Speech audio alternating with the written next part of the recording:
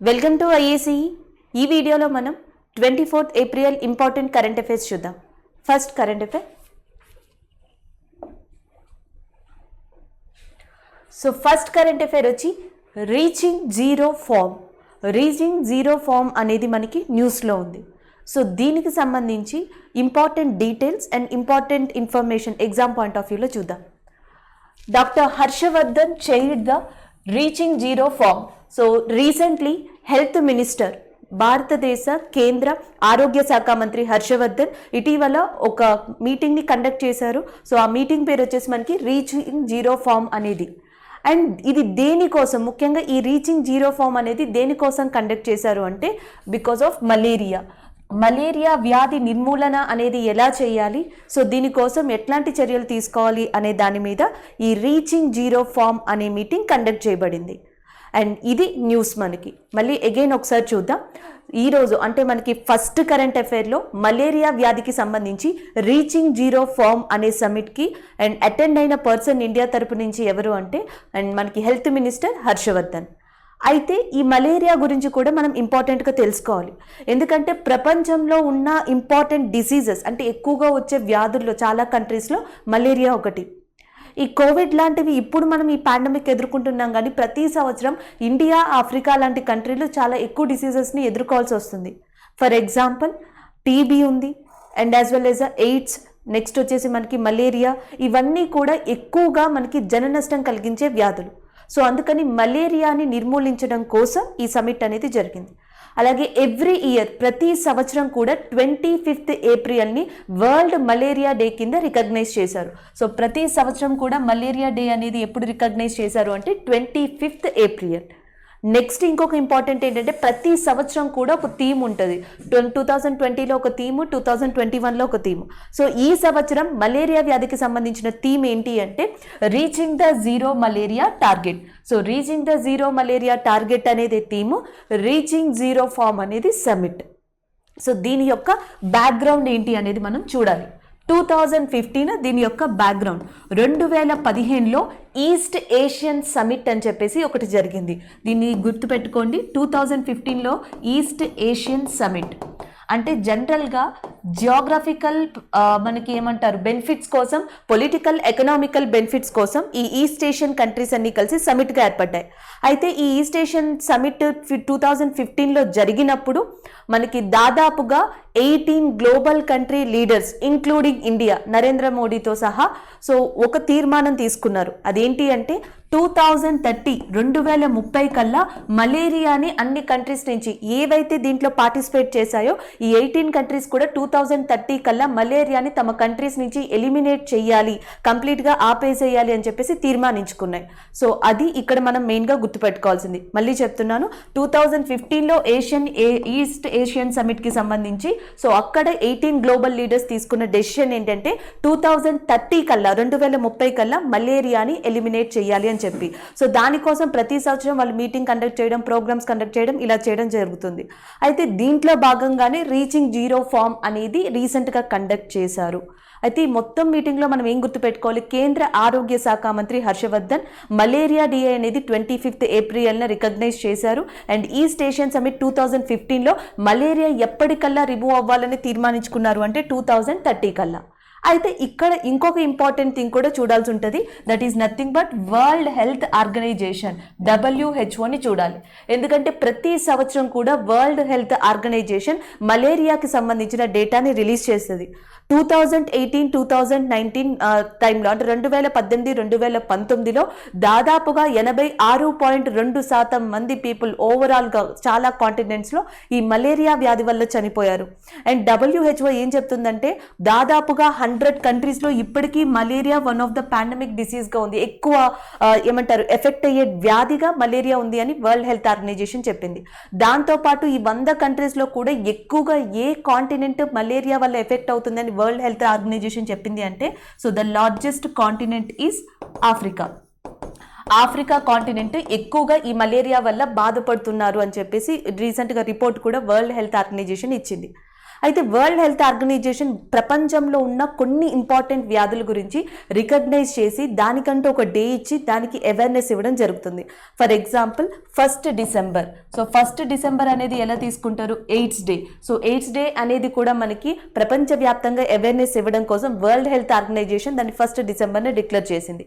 దాని తర్వాత నెక్స్ట్ వచ్చేసి 24th March. So 24th March వచ్చేసి మనకి టీబీ డే అంటాం, world TB day, tuberculosis day. యాక్చువల్గా ట్యూబరిక్లోసిస్కి కానీ ఎయిడ్స్కి కానీ ఇది వరకు అంటే గత 2 years బ్యాక్ వరకు కూడా మలేరియాకి కానీ ఎటువంటి ప్రాపర్ ఏమంటారు రెమెడీస్ కానీ ప్రాపర్ మెడిసిన్స్ కానీ పర్టికులర్గా లేవు. కానీ ఎయిడ్స్కి అండ్ ట్యూబరిక్లోసిస్కి ఇప్పటికీ కూడా మనకి పర్టికులర్ మెడిసిన్స్ అనేవి లేవు, అంటే దాన్ని కంప్లీట్గా క్యూర్ చేసే ఒక పద్ధతి ప్రొసీజర్ అనేది లేదు. సో నెక్స్ట్ వచ్చేసి మనకి 25th ఏప్రిల్ వచ్చేసి malaria day. So next 28th July వచ్చేసి వరల్డ్ హెల్త్ ఆర్గనైజేషన్ ఏమని రికగ్నైజ్ చేసిందంటే హెపటైటిస్. సో మనకి వరల్డ్ హెపటైటిస్ డే అనేది 28th July. And next 24th March వచ్చేసి world tuberculosis day. And next 1 December AIDS day. And 25th April malaria day. ఇవన్నీ కూడా world health organisation recognise చేసినవి. So మరి India కూడా ఈ ఈస్ట్ ఏషియా సమిట్లో పాల్గొంది. అండ్ నెక్స్ట్ రీచింగ్ జీరో ఫోరంలో పాల్గొంది. 2030 కల్లా మలేరియాని ఎలిమినేట్ చేస్తానని చెప్పింది. మరి ఇండియా ఇప్పటి వరకు సాధించిన ప్రోగ్రెస్ ఏంటి? సో ఇండియా రీసెంట్గా 2020లో మలేరియాకి సంబంధించిన ఒక రిపోర్ట్ని రిలీజ్ చేసింది. ఆ రిపోర్ట్ ప్రకారం ఇండియాలోని ఓవరాల్గా 116 డిస్ట్రిక్ట్స్లో అంటే 116 జిల్లాలో జీరో మలేరియా కేసెస్ 2020లో నమోదయ్యాయి అని చెప్పేసి సో లాస్ట్ టైం మనకి కేంద్ర ప్రభుత్వం ప్రకటించడం జరిగింది. అది ఇండియా యొక్క ఒక గొప్ప ఇనిషియేటివ్గా కూడా మనం చెప్పొచ్చు. సో నెక్స్ట్ ఇంకొక ఇంపార్టెంట్ థింగ్ మనం సైన్స్ పరంగా చూడాలి అంటే మలేరియా దేని వల్ల వస్తుంది అంటే ప్లాస్మోడియం అనే పరాన్నజీవి వల్ల వస్తుంది. అండ్ నెక్స్ట్ వచ్చేసి ఏ దోమ కాటు వల్ల మనకి మలేరియా వస్తుందో కూడా గుర్తుపెట్టుకోవాలి, ఎనోఫిలిస్. సో ఎనోఫిలిస్ అనే ఫీమేల్ మస్కిటో వల్ల మలేరియా వ్యాధి అనేది రావడం జరుగుతుంది. And as well as a plasmodium parasite వల్ల కూడా. సో ఇది ఓవరాల్ రీచింగ్ జీరో ఫామ్ యొక్క ఇంపార్టెన్స్. సో మొత్తంలో మీరు ఆ ప్లేస్ని ఆ డేని ఇంపార్టెన్స్ని గుర్తుపెట్టుకోండి.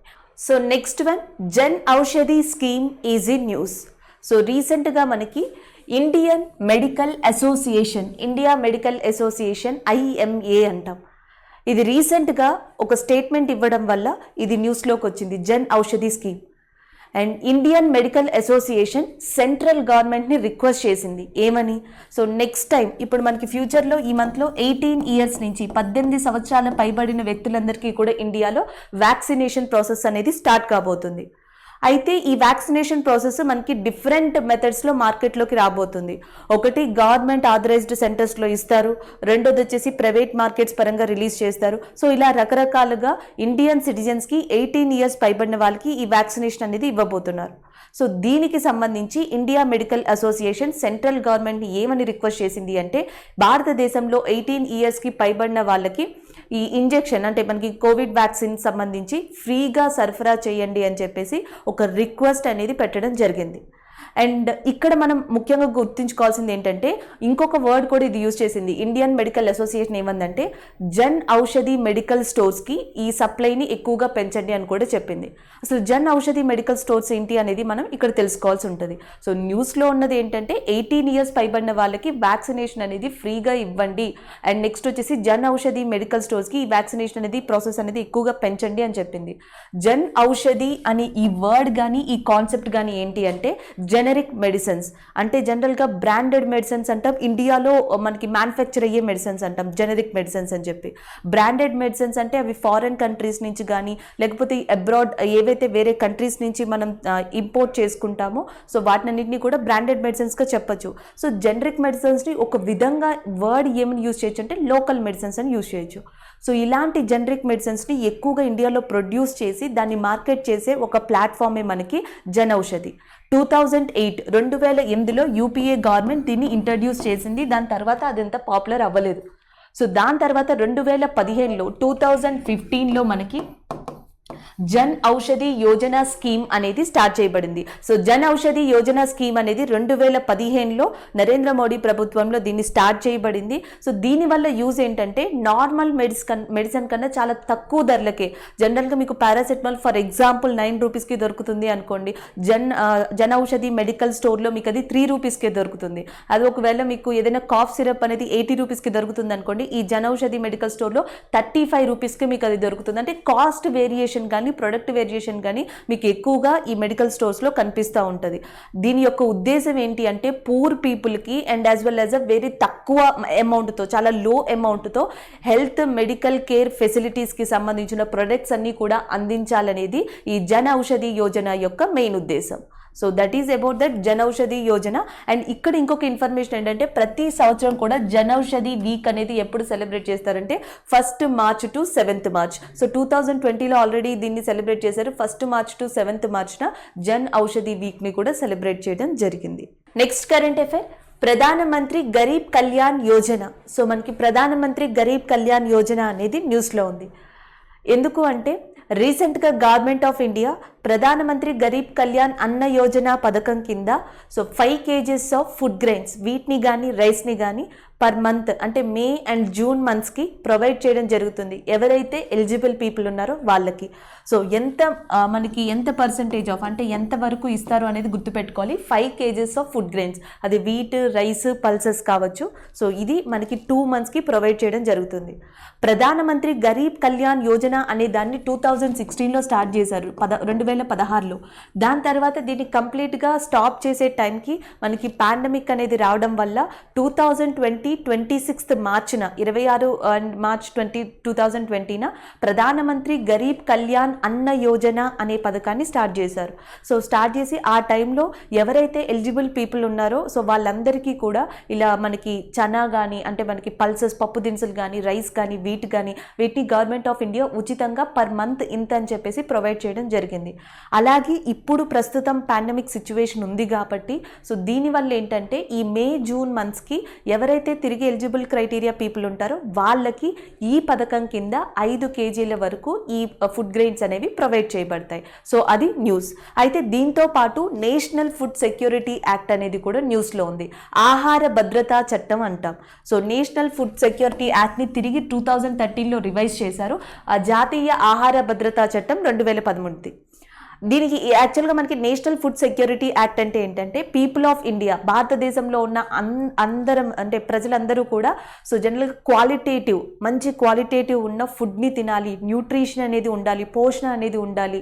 అండ్ అది కూడా మనకి చాలా ఎఫర్డబుల్ లెవెల్కి అంటే మనం ఖర్చు పెట్టగలిగే లెవెల్లోనే ఈ ఫుడ్ గ్రెయిన్స్, ఆహారానికి సంబంధించినవన్నీ కూడా దొరకాలి అని కృషి చేసే సంస్థే మనకి జాతీయ ఆహార భద్రతా చట్టం కిందకు వస్తుంది. అయితే ఈ జాతీయ ఆహార భద్రతా చట్టం కొంతమంది పీపుల్, కొన్ని కేటగిరీస్ ఆఫ్ పీపుల్కి మనకి ఫుడ్ గ్రెయిన్స్ కానీ లేకపోతే మిగతా వస్తువుల్ని కానీ కల్పించడం జరుగుతుంది.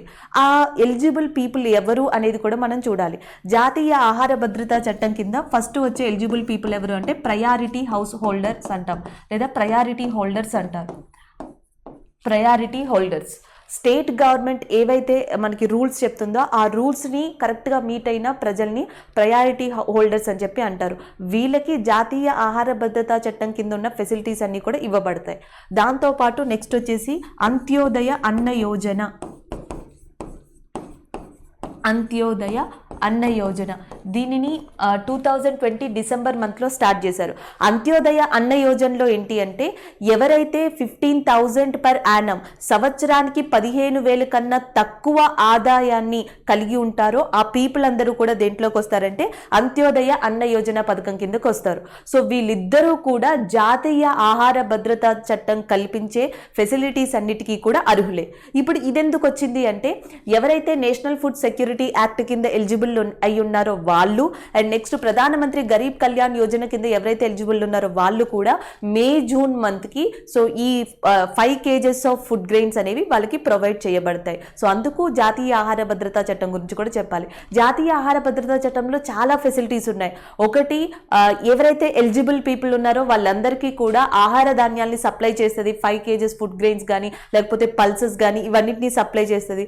రెండోది వచ్చేసి మనకి ఒక విమెన్ చైల్డ్కి బర్త్ని జన్మనిచ్చిన తర్వాత ఆఫ్టర్ 6 months, అంటే ఒక చైల్డ్కి జన్మనిచ్చిన 6 months తర్వాత ఆ పర్టిక్యులర్ మదర్కి 6,000 రూపీస్ని కూడా ఇవ్వడం జరుగుతుంది. 6,000 రూపాయలని ప్రొవైడ్ చేయడం అనేది జరుగుతుంది నేషనల్ ఫుడ్ సెక్యూరిటీ యాక్ట్ కింద. సో దాని తర్వాత ఇంకా ఇలాంటి ఫెసిలిటీస్, నెంబర్ ఆఫ్ ఫెసిలిటీస్ అనేవి మనకి నేషనల్ ఫుడ్ సెక్యూరిటీ యాక్ట్లో కనిపిస్తాయి. సో దిస్ ఈజ్ అబౌట్ ప్రధానమంత్రి గరీబ్ కళ్యాణ్ యోజన, అన్న యోజన అనే పథకం అండ్ జాతీయ ఆహార భద్రతా చట్టం. అయితే మనం ఇక్కడ ఏం గుర్తుపెట్టుకోవాలి అంటే జాతీయ ఆహార భద్రతా చట్టానికి సంబంధించి ఎవరు ఎలిజిబుల్ క్రైటీరియా అంటే priority house holders and Antyodaya అన్న యోజన పీపుల్. అంత్యోదయ అన్న యోజనలో ఎవరు ఎలిజిబుల్ అంటే ఎవరికైతే 15,000 రూపాయల ఇన్కమ్ అనేది అంతకన్నా తక్కువ ఆదాయాన్ని సంవత్సరానికి కలిగి ఉంటారో సో వాళ్ళు అంత్యోదయ అన్న యోజన పథకం కింద వస్తారు. సో ఈ పథకం ఎప్పుడు స్టార్ట్ చేయబడింది అంటే 2016లో స్టార్ట్ చేయబడింది. ఇవి మనం గుర్తుపెట్టుకోవాల్సినవి. ఈ నెంబర్ అనేది మనకి చాలా ఇంపార్టెంట్ ఈ న్యూస్లో.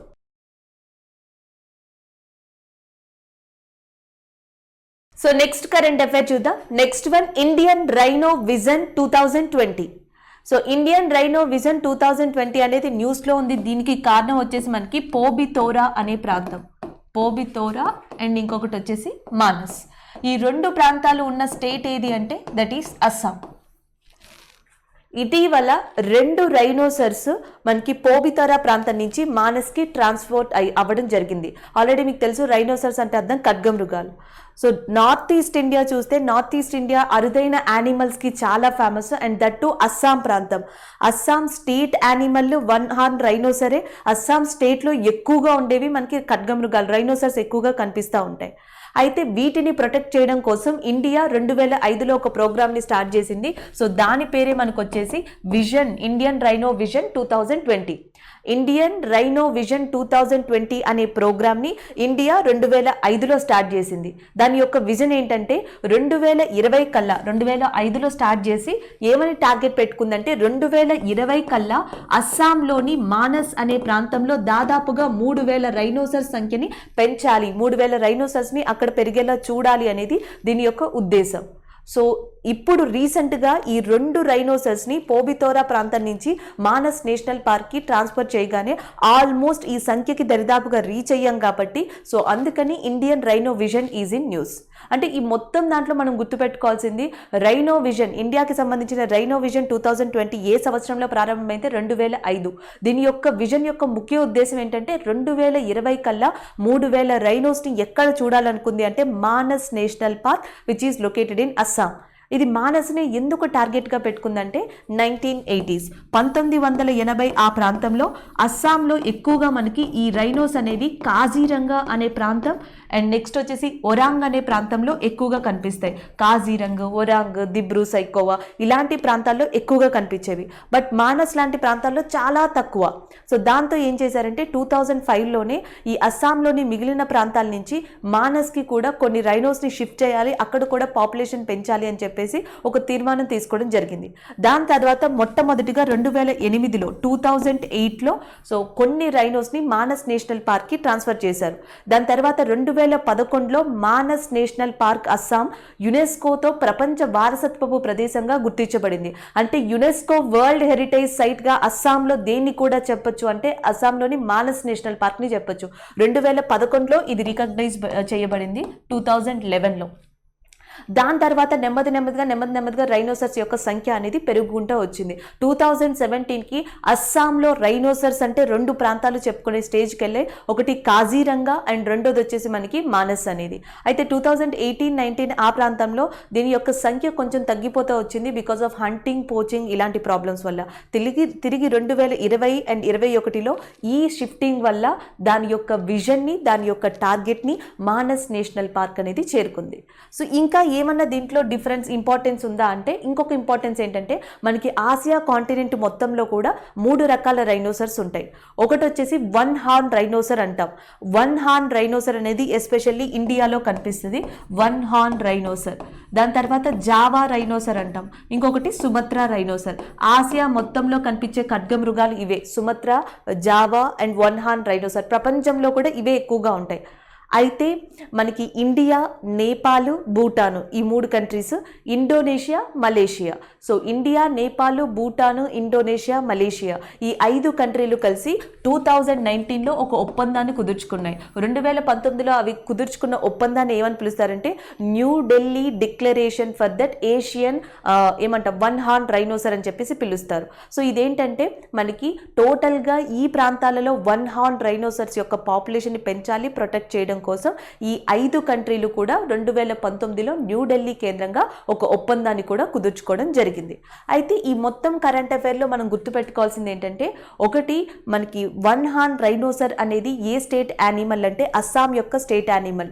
అండ్ వన్ హార్న్ రైనోసర్ ప్రదేశాలు ఎక్కడ ఎక్కువగా కనిపిస్తాయంటే మానస్, కాజీరంగ్, ఒరాంగ్, దిబ్రూ సైకోవా ఇవన్నీ కూడా మనకి అస్సాం ప్రాంతంలోనే ఉన్నాయి. విజన్ 2020 రైనోసర్స్ యొక్క పథకం అనేది ఎప్పుడు స్టార్ట్ అయింది అంటే 2005లో ఈ ప్రోగ్రామ్ అనేది స్టార్ట్ అయింది. సో నెక్స్ట్ మానస్లో ఎంత పెంచాలనుకున్నారంటే 3000 దాకా దీని సంఖ్యని పెంచాలనుకున్నారు. అస్సాంలో one of the UNESCO world heritage సైట్గా దేన్ని చెప్పచ్చు అంటే Manas is one of the world heritage site in that Assam.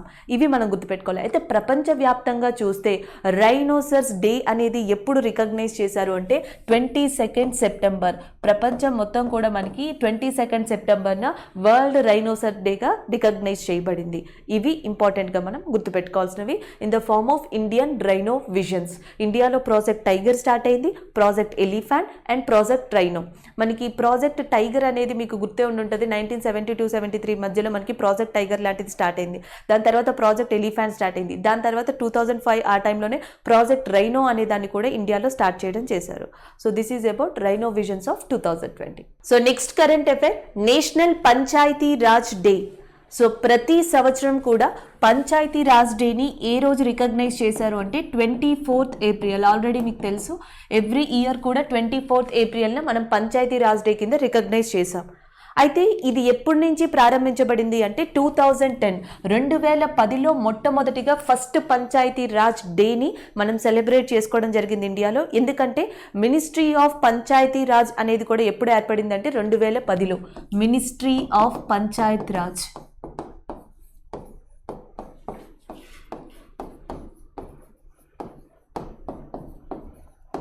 So ministry of Panchayat Raj అనేది 2010లో ఏర్పడింది. అప్పుడే ఏప్రిల్ 24న మొట్టమొదటి పంచాయతీ రాజ్ డే అనేది కూడా సెలబ్రేట్ చేశారు.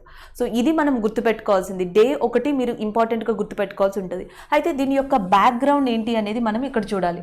భారతదేశంలో మనకి కాన్స్టిట్యూషన్ రాజ్యాంగాన్ని రచించిన తర్వాత ఈ పంచాయతీ రాజ్ వ్యవస్థ గురించి ఎటువంటి పర్టికులర్ సిస్టమ్స్ని మెన్షన్ చేయలేదు. దాని తర్వాత 1957లో మొట్టమొదటిగా ఏ కమిటీ ఏర్పడిందంటే ఇది చాలా important, Balwant Rai Mehta committee. Balwant Rai Mehta committee panchayati వ్యవస్థ కోసం వేసిన మొట్టమొదటి కమిటీ ఇండియాలో 1957 1957లో ఇది స్టార్ట్ కాబడింది. ఇది చాలా ఇంపార్టెంట్గా గుర్తుపెట్టుకోవాలి. దీని తర్వాతే భారతదేశంలో మొట్టమొదటి పంచాయతీ రాజ్ వ్యవస్థని స్టార్ట్ చేశారు. అయితే క్వశ్చన్స్ ఎలా వస్తాయి, భారతదేశంలో మొట్టమొదటి పంచాయతీ రాజ్ వ్యవస్థ మీద వేసిన కమిటీ ఏది అని అడిగితే that is nothing but Balwant Rai Mehta committee. లేకపోతే 1959లో మొట్టమొదటిగా భారతదేశంలో ఏ ప్లేస్ లో పంచాయతీ రాజ్ వ్యవస్థని స్టార్ట్ చేశారు అంటే Nagaur. Nagaur is a place in Rajasthan. So రాజస్థాన్లో 1959లో మొట్టమొదటి పంచాయతీ వ్యవస్థ అనేది ఇండియాలో స్టార్ట్ చేయబడింది. ఎవరితో అంటే అప్పటి ప్రైమ్ మినిస్టర్ అయిన జవహర్లాల్ నెహ్రూ దీన్ని స్టార్ట్ చేశారు. 1959 అక్టోబర్ 2న సో నాగౌర్ ప్రాంతంలో పంచాయతీ వ్యవస్థ స్టార్ట్ చేశారు. అదే సంవత్సరం నెక్స్ట్ నాగౌర్ తర్వాత ఆంధ్రప్రదేశ్లో కూడా పంచాయతీ రాజ్ వ్యవస్థ అనేది స్థాపించబడింది. నెక్స్ట్ 1977 1977లో రెండో కమిటీ వేశారు. దాని పేరు అశోక్ మెహతా కమిటీ. ఫస్ట్ ఇది Balwant Rai Mehta, second the Ashok Mehta committee. దాని తర్వాత 1985లో 1986లో G V K Rao committee, L M Singhvi committee అనే దాన్ని కూడా ఏర్పాటు చేయడం జరిగింది. సో లాస్ట్కి ఫైనల్గా మనకి 1992 73rd అమెండ్మెంట్ యాక్ట్ 73వ సవరణ ద్వారా పంచాయతీ రాజ్ వ్యవస్థని మనకి కాన్స్టిట్యూషన్లో చేర్చడం జరిగింది. ఇవన్నీ కూడా ఇంపార్టెంటే. పంచాయతీ డే అనేది ఏప్రిల్ 24th. ఎప్పటి నుంచి మనం ఫస్ట్ పంచాయతీ రాజ్ని సెలబ్రేట్ చేసామంటే 2010. సో ఎందుకు అంటే మినిస్ట్రీ ఆఫ్ పంచాయతీ రాజ్ వ్యవస్థ అప్పుడే ఏర్పడింది కాబట్టి. మొట్టమొదటి పంచాయతీ సిస్టమ్ని ఎక్కడ స్టార్ట్ చేశారు? ఏ స్టేట్ అంటే రాజస్థాన్, ఏ ప్లేస్ అంటే నాగౌర్. అండ్ నెక్స్ట్ మనకి పంచాయతీ రాజ్ వ్యవస్థ గురించి మొట్టమొదటి committee Balwant Rai Mehta committee 1957. So దాని తర్వాత నెక్స్ట్ పంచాయతీ రాజ్ వ్యవస్థని రాజ్యాంగంలో మనకి చేర్చడానికి ఏ అమెండ్మెంట్ కారణం అంటే 73rd అమెండ్మెంట్, 73వ సవరణ ఇన్ 1992, 1992లో. దాని తర్వాత ఏప్రిల్ 24th మనకి పంచాయతీ రాజ్ అనేది అఫీషియల్గా అమల్లోకి రావడం జరిగింది. అలాగే father of local self government అని చెప్పేసి ఎవరిని పిలుస్తారు అంటే లార్డ్ రిప్పన్. సో లార్డ్ రిప్పన్ని father of local self government అని కూడా పిలవడం జరుగుతుంది. So that is about national Panchayati Raj day. So next one, Svamitva is in news. Svamitva అనే పథకాన్ని ఎగ్జాక్ట్గా ఇదే రోజు 24th ఏప్రిల్ 2020న స్టార్ట్ చేయడం జరిగింది. సో 2020 24th ఏప్రిల్న ఇండియాలో స్టార్ట్ చేసిన ఇంకొక పథకం పేరు స్వామిత్వ. ఆల్రెడీ ఇప్పుడే మనం డిస్కస్ చేసుకున్నాం. జాతీయ పంచాయత్ రాజ్ డే అనేది 24th ఏప్రిల్ను సెలబ్రేట్ చేస్తారు. సో 24th ఏప్రిల్ జాతీయ పంచాయత్ రాజ్ డే సందర్భంగా 2020 అంటే గత సంవత్సరం స్వామిత్వ అనే పథకాన్ని కూడా స్టార్ట్ చేశారు. ఈ పథకం స్టార్ట్ చేసి 1 year అయిన సందర్భంగా ఇది న్యూస్లో ఉంది.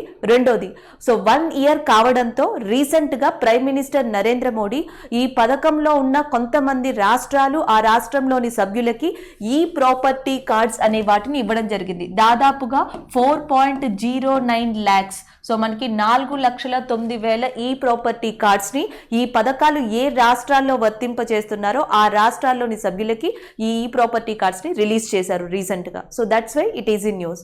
అయితే స్వామిత్వ అంటే ఇక్కడ ఎబ్రివేషన్ చూడాలి. స్వామిత్వ అంటే అర్థం survey of villages and mapping with improvised technology in village areas.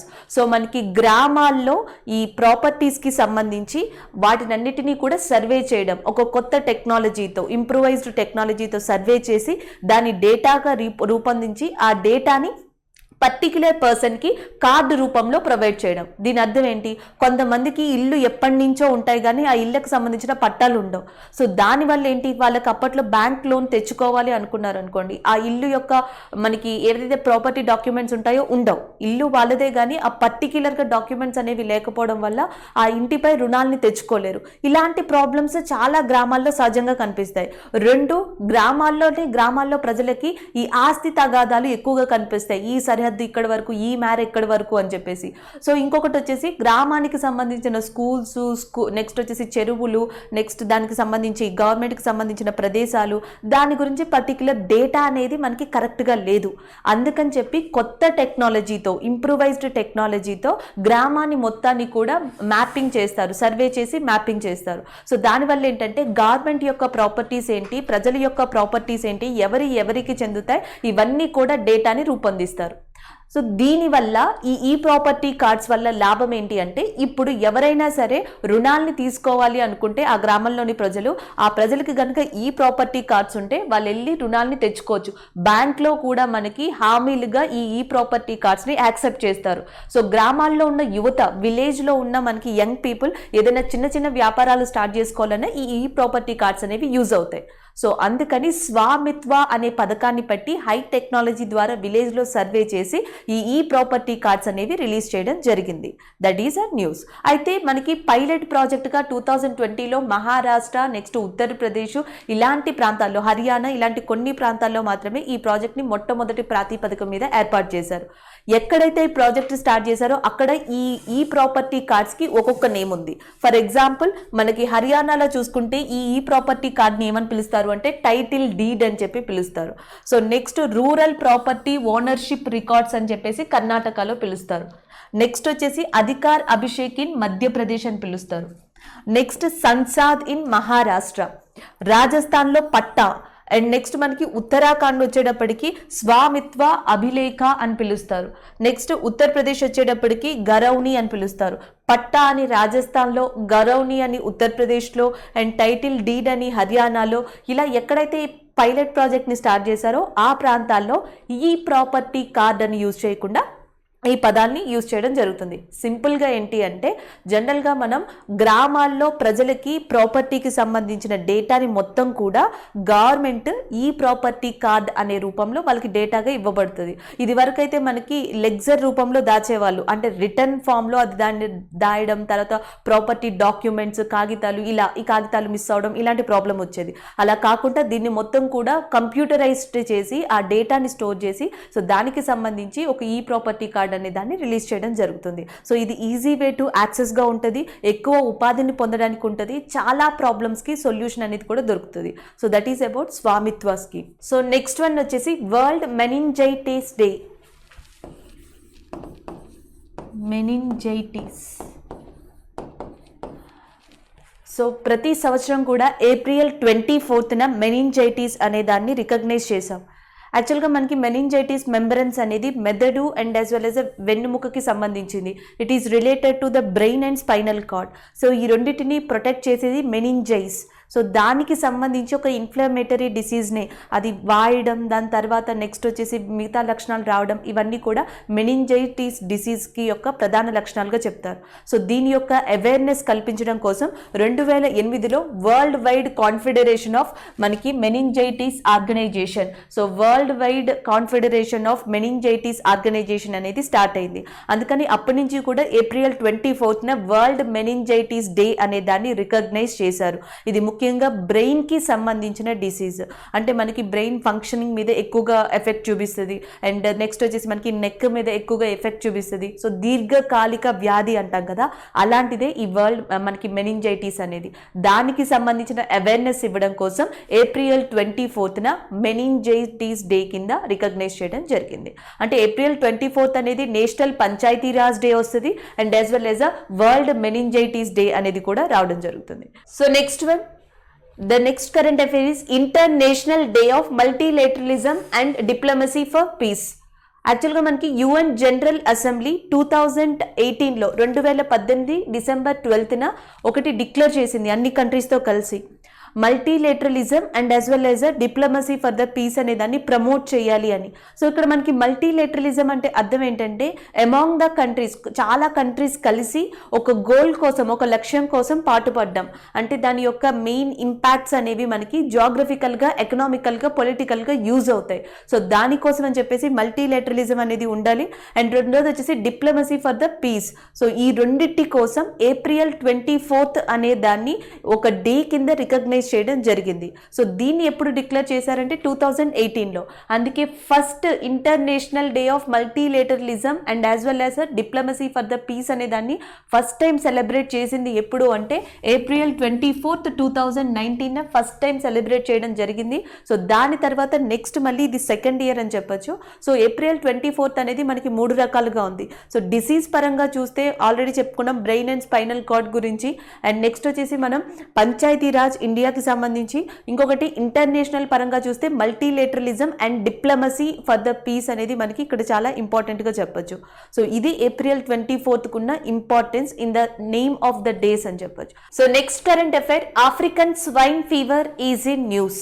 So రీసెంట్గా మిజోరం డిస్ట్రిక్ట్స్కి సంబంధించి ఆఫ్రికన్ స్వైన్ ఫీవర్ అనే వర్డ్ బయటికి రావడం జరిగింది. ఇటీవల మిజోరంలోని 4 డిస్ట్రిక్ట్స్లో, ఈ స్టేట్లోని 4 డిస్ట్రిక్ట్స్లో మనకి చాలా పిగ్స్ ఈ ఆఫ్రికన్ స్వైన్ ఫీవర్ అనే డిసీజ్కి గురై చనిపోవడం జరిగింది. So that's why it is in news. అయితే ఈ ఆఫ్రికన్ స్వైన్ ఫీవర్ ఏంటి, దీనికి అండ్ పిగ్స్కి ఉన్న ఇంటర్లింక్ ఏంటో చూద్దాం. ఆఫ్రికన్ స్వైన్ ఫీవర్ అనేది 1920స్లో 1920 ఆ టైంలో ఆఫ్రికా ప్రాంతంలో ఫస్ట్ గుర్తించారు. ఇది ఒక డెడ్లీ డిసీజ్గా చెప్తారు, especially domestic and wild pigs, అంటే అవి అడవి పందులైనా నార్మల్గానైనా పందులకి అటాక్ అయ్యే ఫీవర్గా చెప్తారు. సో దానివల్ల 100% there is a chance for death of pigs. So pigs 100% చనిపోవడానికి ఆస్కారం ఉంటుంది. మొట్టమొదటిగా ఇండియాలో 2019లో అరుణాచల్ ప్రదేశ్ ప్రాంతంలో దీన్ని రికగ్నైజ్ చేశారు. అరుణాచల్, సో చైనాకి అరుణాచల్ ప్రదేశ్కి బోర్డర్లో ఈ ప్రాంతాల దగ్గర దీన్ని ఫస్ట్ రికగ్నైజ్ చేశారు. దాని తర్వాత నేరుగా అస్సాంలోని కొన్ని ప్రాంతాల్లో 2019లో ఈ ఆఫ్రికన్ స్వైన్ ఫ్లూ అనేది మనకి అస్సాంలో ఎపీ సెంటర్గా ఉండేది. దాని తర్వాత అక్కడ కంప్లీట్గా అది నార్మల్ అయిపోయింది. నెక్స్ట్ 2021 రీసెంట్గా మిజోరంలో ఇప్పుడు ఈ డిసీజ్ని రికగ్నైజ్ చేయడం జరిగింది. అయితే ఇది హ్యూమన్కి ఎలాంటి హాని కలిగించే డిసీజ్ కాదు, హ్యూమన్కి వైరల్ అయ్యే డిసీజ్ కాదు, ఓన్లీ పిగ్స్ రిలేటెడ్, పందులకి మాత్రమే. అండ్ నెక్స్ట్ ఇంకొక ఇంపార్టెంట్ థింగ్ ఏంటంటే దీనికంటే ఒక క్యూర్ ప్రాసెస్ అనేది లేదు. ఇనీషియల్గా క్లాసికల్ స్వైన్ ఫ్లూ అనే దాన్ని రికగ్నైజ్ చేశారు, అలాంటి ఒక ఫీవర్ వస్తుంది పందులకి అని. దాని తర్వాత ఆఫ్రికన్ స్వైన్ ఫ్లూ అనే దాన్ని రికగ్నైజ్ చేయడం జరిగింది. నార్మల్గా హ్యూమన్స్కి వచ్చే స్వైన్ ఫ్లూ H1N1 వైరస్ వేరు, అండ్ యాజ్ వెల్ యాజ్ ఈ ఆఫ్రికన్ స్వైన్ ఫ్లూ ఫీవర్ అనేది వేరు. This is 2 are completely different. And ఇప్పుడు దీనికోసం world organisation of animals, world organisation for animals అనే ఒక అంతర్జాతీయ సంస్థ ఏర్పడింది ఆల్రెడీ. సో ఇది కూడా దీనికోసం రీసెర్చ్ చేయడం, ఎలా ప్రొటెక్ట్ చేయాలి అనే దాని మీద వర్క్ చేస్తూ ఉంది. ఇప్పటికీ దీనికి 182 కంట్రీస్ సభ్యులుగా ఉన్నాయి. Totally 182 countries are there who are the members of world organisation of animals protection. And దీని యొక్క హెడ్ క్వార్టర్స్ వచ్చేసి మనకి ఫ్రాన్స్లోని ప్యారిస్లో ఉంది. The headquarters is located in Paris and 182 members are there. So ఇండియాలో ఇప్పటి వరకు నార్త్ ఈస్ట్ ఇండియా దాటి ఈ స్వైన్ ఫ్లూ అంటే మనకి ఆఫ్రికన్ స్వైన్ ఫ్లూ ఫీవర్ అనేది ఇండియాలో ఉన్న మిగతా ప్రాంతాల్లో పిగ్స్కి రాలేదు, అండ్ అక్కడి వరకు కూడా ఈ ప్రాంతానికి అది వ్యాపించలేదు. Only North East India, that చైనాకి దగ్గర ప్రాంతంలోని అరుణాచల్ ప్రదేశ్, అస్సాం, మిజోరంలోని 4 డిస్ట్రిక్ట్స్ ప్రాంతాల్లో మాత్రమే. ఒకటి వచ్చేసి మనకి చూడొచ్చు ఫస్ట్గా మనకి లాంగ్వేలీ అనే ప్రాంతంలో ఈ పిగ్స్ చనిపోవడం అనే దాన్ని రికగ్నైజ్ చేశారు. సో దాని తర్వాత ఆఫ్రికన్ స్వైన్ ఫీవర్ కింద దీన్ని రికగ్నైజ్ చేయడం జరిగింది. So this is about African swine fever. మీరు ఇక్కడ మెయిన్గా గుర్తుపెట్టుకోవాల్సింది మిజోరం అనే ప్రాంతం. ఎందుకంటే అటు మిజోరం అనేది ఇప్పుడు దేనికి బోర్డర్గా ఉందంటే బంగ్లాకి. అంటే ఇది వరకు చైనాకి బోర్డర్ దగ్గరగా ఉన్న అరుణాచల్ ప్రదేశ్లో 2019లో ఈ డిసీజ్ని రికగ్నైజ్ చేశారు. ఇప్పుడు బంగ్లాదేశ్కి దగ్గరగా ఉన్న మిజోరం ప్రాంతంలో సో ఈ స్వైన్ ఫీవర్ అనే దాన్ని రికగ్నైజ్ చేయడం జరిగింది.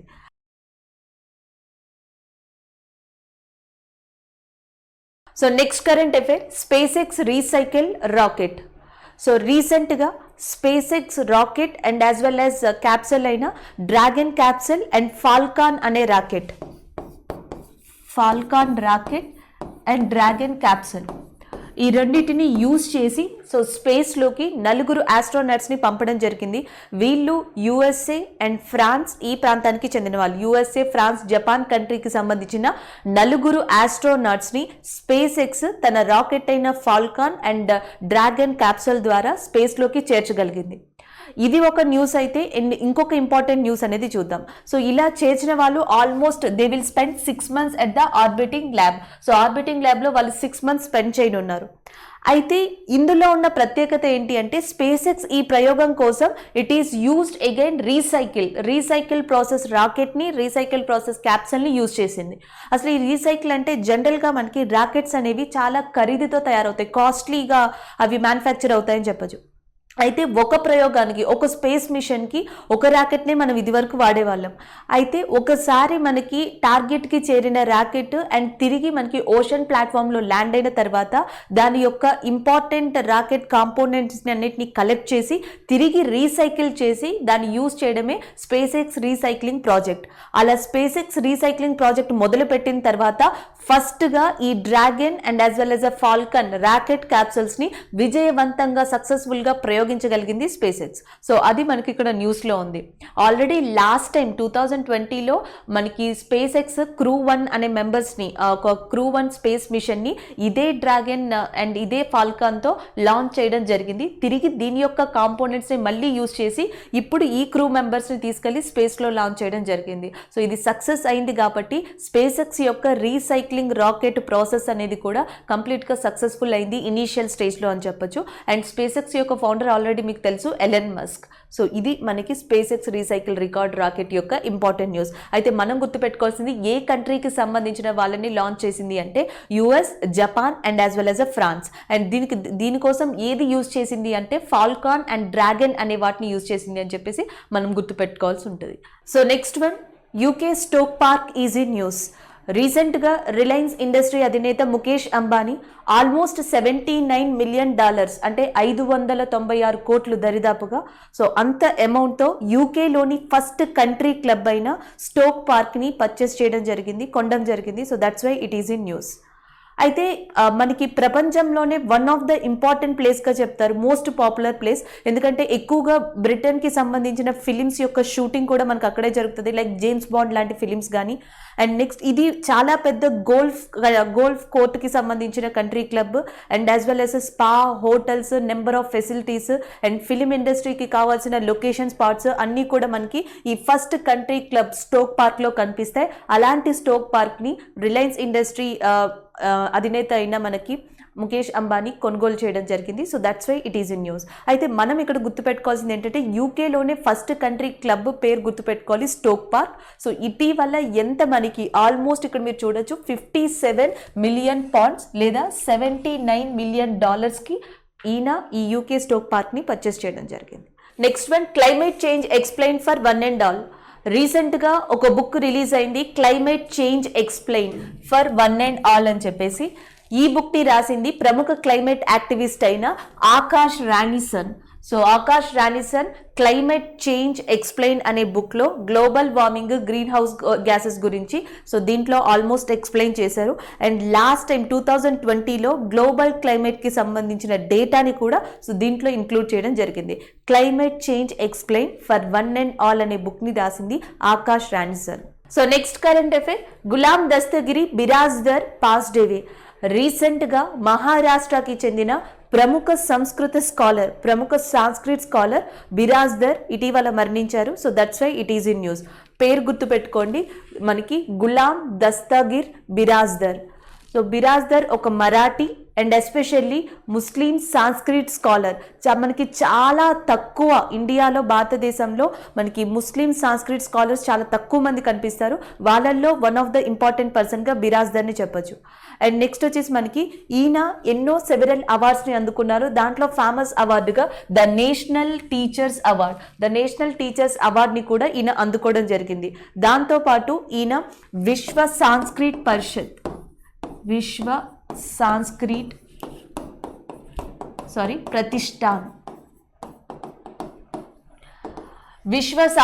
ప్రతిష్టాన్ అనే దానికి వారణాసిలో ఉంది. దీనికి సెక్రటరీగా, కార్యదర్శిగా కూడా మనకి బిరాజ్దర్ పనిచేసి ఉన్నారు. అంటే బిరాజ్దర్ గురించి మనం ముఖ్యంగా గుర్తుపెట్టుకోవాల్సింది, ఈయన ఏ రంగానికి చెందిన ఆయన అంటే సాంస్క్రిట్ స్కాలర్. అండ్ నెక్స్ట్ ఈయన ఏ రాష్ట్రానికి చెందిన ఆయన అంటే మహారాష్ట్ర. ఆయన అనేక పదవీ బాధ్యతల్ని చేపట్టారు. వన్ ఆఫ్ ద ఇంపార్టెంట్ థింగ్గా మనం విశ్వ సాంస్క్రిట్ ప్రతిష్టాన, వారణాసిలో ఉన్న విశ్వ సాంస్క్రిట్ ప్రతిష్టాన అనే దానికి కూడా సెక్రటరీగా వర్క్ చేశారు. And as well as national teachers అవార్డుని కూడా గెలుచుకున్నారు. ఇది మనకి గులాం దస్తగిర్ బిరాజ్దర్ గురించి important information. So next current affair, Arun Nighavekar passed away. So రీసెంట్గా అరుణ్ నిఘావేకర్ ఇండియాలోనే ప్రముఖ విద్యావేత్తగా చెప్పొచ్చు, ఆ ఫేమస్ ఎడ్యుకేటర్. సో ఆయన రీసెంట్గా చనిపోయారు. ఈయన అనేక ఫీల్డ్స్లో వర్క్ చేసి ఉన్నారు, education ఫీల్డ్స్లో.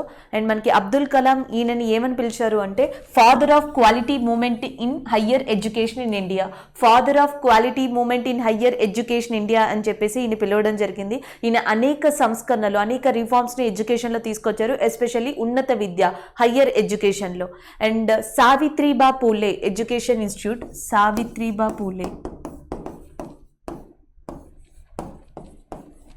So Savitribai Phule education institute వచ్చేసి మనకి పూణేలో ఉంది.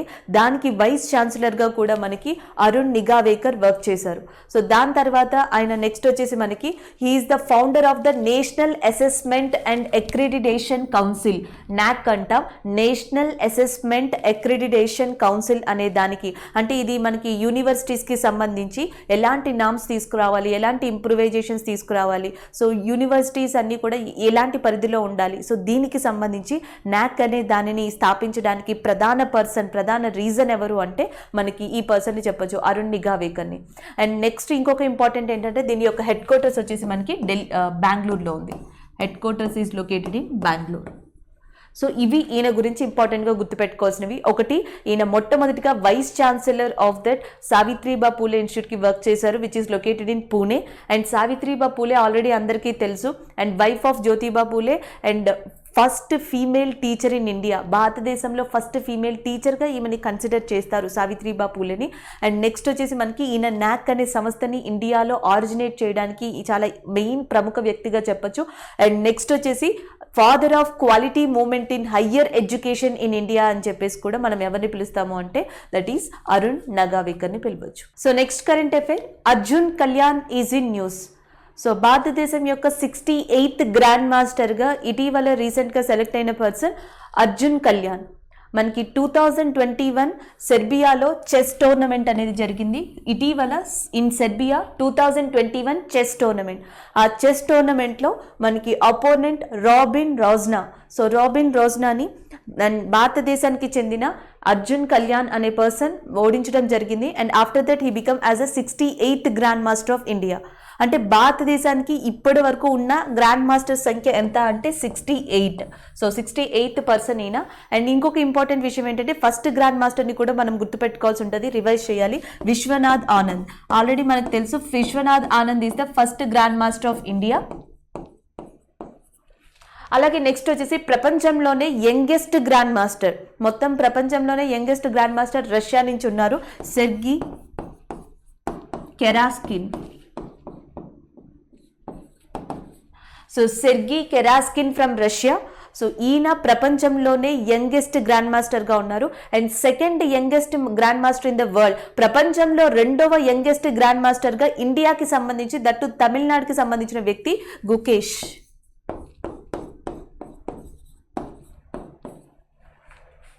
So Gukesh second grand master and second youngest grand master in the world. First వచ్చేసి మనకి Sergey Karjakin. So first one Russia and second వచ్చేసి ఇండియా. అలాగే ఇండియాలో 68 గ్రాండ్ మాస్టర్స్ ఉంటే first grand master Vishwanath Anand and 68th grand మాస్టర్గా ఉన్నది మనకి అర్జున్ కళ్యాణ్. ఇటీవల ఈ చెస్ ఛాంపియన్షిప్ అనేది ఏ కంట్రీలో జరిగింది అంటే that is nothing but Serbia. And Serbia యొక్క క్యాపిటల్ కూడా గుర్తుపెట్టుకోవాలి, బెల్గ్రేడ్. సెర్బియా క్యాపిటల్ వచ్చేసి మనకి Belgrade. So this is about that Arjun Kalyan and as well as a chess. So మనకి చెస్కి సంబంధించి ఈ ఇయర్ ఎక్కడ ఛాంపియన్ ట్రోఫీ అనేది జరిగిందో గుర్తుపెట్టుకోవాలి, సెర్బియా. అండ్ ఎవరు విన్ అయ్యారంటే ఇండియాకి చెందిన అర్జున్ కళ్యాణ్. ఆయనకి ఎన్నో గ్రాండ్ మాస్టర్ అని అడిగితే 68th గ్రాండ్ మాస్టర్. అలాగే ఒక్కొక్కసారి యంగ్ గ్రాండ్ మాస్టర్స్ని ఎక్కువగా అడుగుతూ ఉంటారు. సో ఇండియా నుంచి Gukesh from Tamil Nadu second grand మాస్టర్గా ఉన్నారు వరల్డ్లోనే. ఫస్ట్ గ్రాండ్ మాస్టర్ రష్యా నుంచి అండ్ పర్సన్ పేరు వచ్చేసి మనకి Sergei Karjakin from Russia. So next one, appointment is in news, Chakrabarti.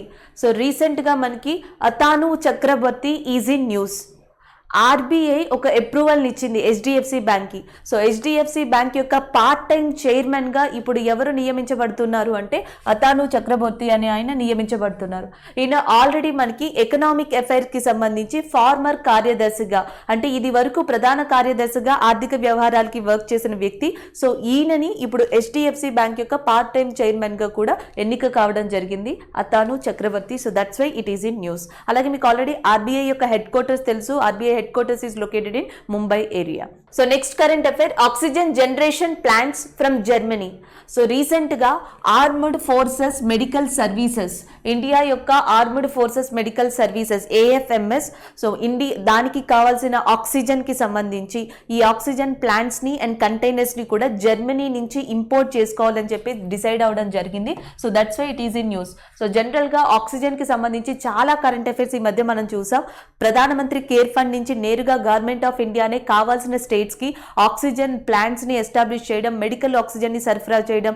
Next railway minister యొక్క సహకారంతో మనకి ఫస్ట్ ట్రైన్ స్టార్ట్ అయింది విశాఖపట్నం నుంచి ముంబైకి మెడికల్ ఆక్సిజన్ ని సప్లై చేసేది. తర్వాత ఆక్సిజన్ లీక్ అయ్యి నాసిక్ లో డాక్టర్ జాకీర్ హుసేన్ హాస్పిటల్లో ఆల్మోస్ట్ చాలా మంది కోవిడ్ పేషెంట్స్ చనిపోయి ఉన్నారు.